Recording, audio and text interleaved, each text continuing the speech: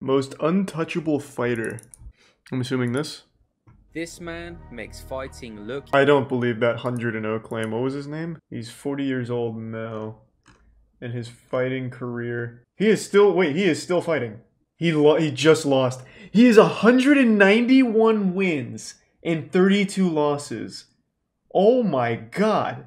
And he is still the champion. How do you fight that much? There is no off-season. So he took a brief hiatus. He only fought 4 times in 2019. Didn't fight at all 2020, probably pandemic. Came back this year and won. Holy... 191 wins. How is he not more famous? Well, I imagine, like, the only fighters that get famous are, like, UFC and big boxers. This is more niche. This is straight just Muay Thai. It is literally just Muay Thai. His Muay Thai record is 191 and 32. That's crazy.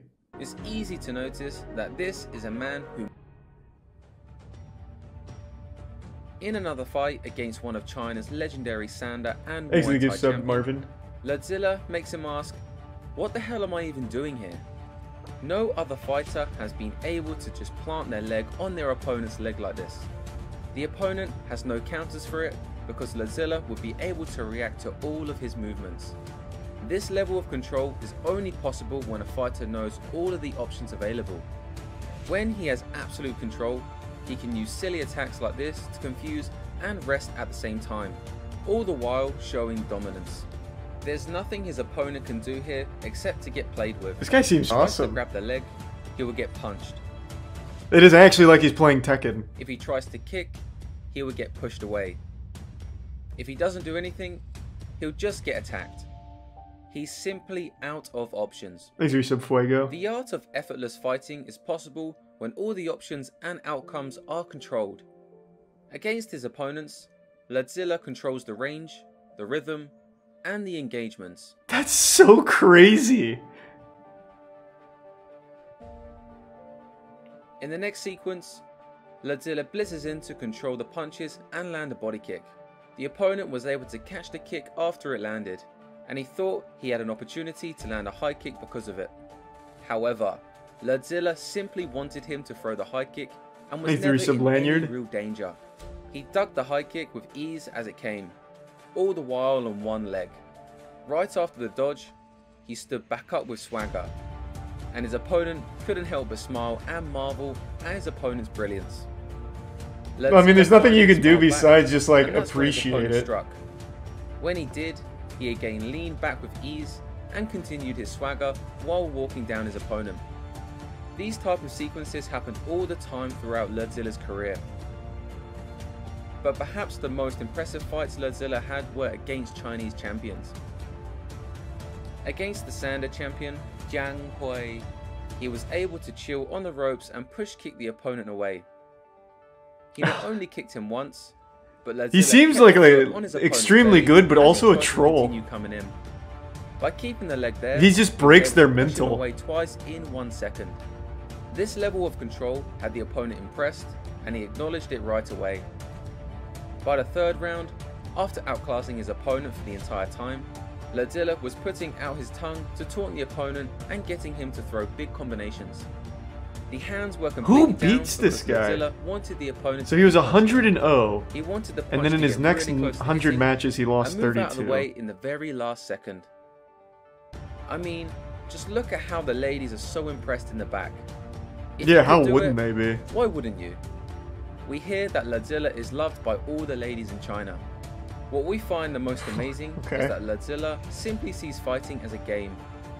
It's just fun and enjoyable for him to fight like this. If he fought serious, he could finish many opponents with ease. But he would rather entertain the crowd and enjoy the process by doing things that no one else has been able to do. Oh, he went on a 100-0 run, not a start. Okay. Winning or losing. He just wants to enjoy himself. In psychology, this is called being outcome independent.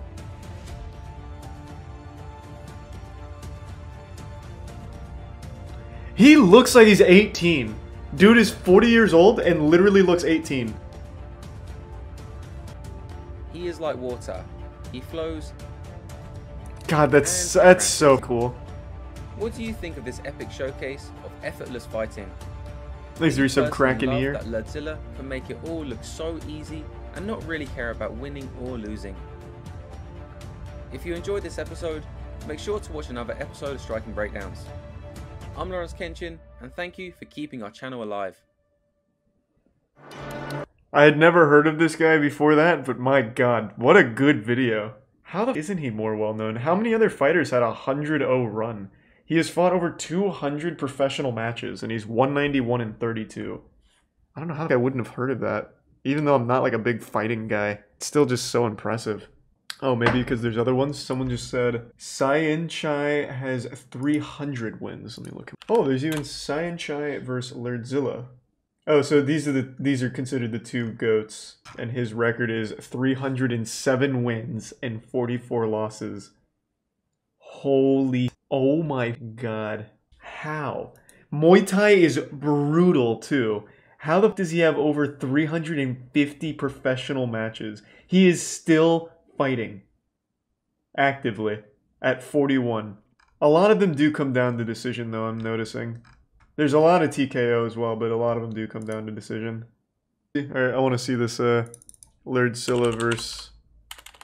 what is it? Sanchai? Is that how you say it? Muay Femur highlights.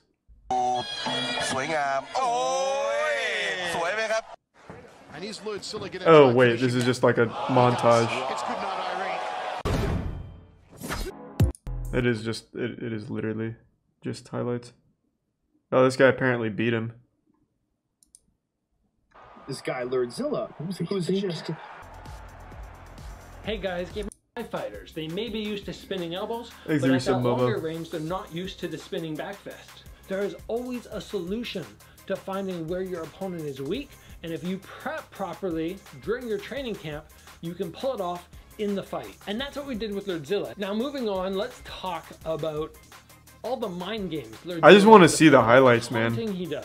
Because this can get into a lot of people's heads in fights. They get very upset when people toy with them, when they're taunting them, when they think, oh, this guy doesn't respect me. I already knew that he was going to be messing around with me. We knew that he liked to climb his opponents. He would actually get on them. Oh, and what? just tower up over them and taunt around. And I already knew That guy's was cool. prep.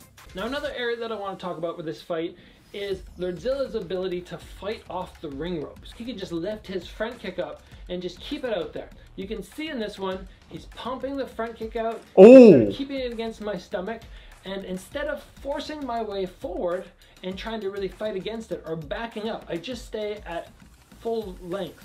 And eventually, I fake and come forward with the cross. And the cross lands beautifully. Now let's talk about the kicking game plan for this fight. We already knew with Lordzilla that he was just so good at the fade back. Anything that comes to basically like torso level, anything that's chest level and above, he's just gonna slip back. The idea with the kicks was... Is Varga also a part of Viper? Yeah, I guess.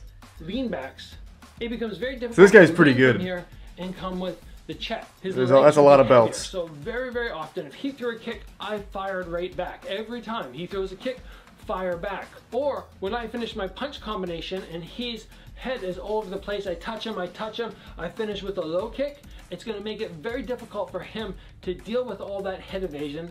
When he starts getting tagged and he starts going, uh-oh, to remember that he has to stay light enough on his front leg to pick it up. And then as we got further and further in the fight and he started getting a little bit more frustrated, he started pressuring occasionally. I started standing my ground, waiting for him to come to me. This guy has, And then there's when like he started actual moving towards science me, here. Like I he had a see an full-blown opening, like I great snap out game just a plan. fast high kick. The last thing I want to talk to you guys Meanwhile, if about I was his coach, I'd be like, hey man, just don't look stupid out there. Lordzilla is the disparity in the fight record. As I already mentioned, he had around 180 fights. He'd been, people said 100 fight win streak. I don't know if he was actually on a 100 fight win streak before he fought me, but he had been on a very good win streak either way. How do you prepare for that? How do you mentally get around that? And the big thing Thanks to resub Mars. that I would say anybody out there, Oh, when the you're biggest jumping psychopath levels, from baseball is doesn't to exist. have faith in yourself. What this comes down to is not so much being nervous about your opponent.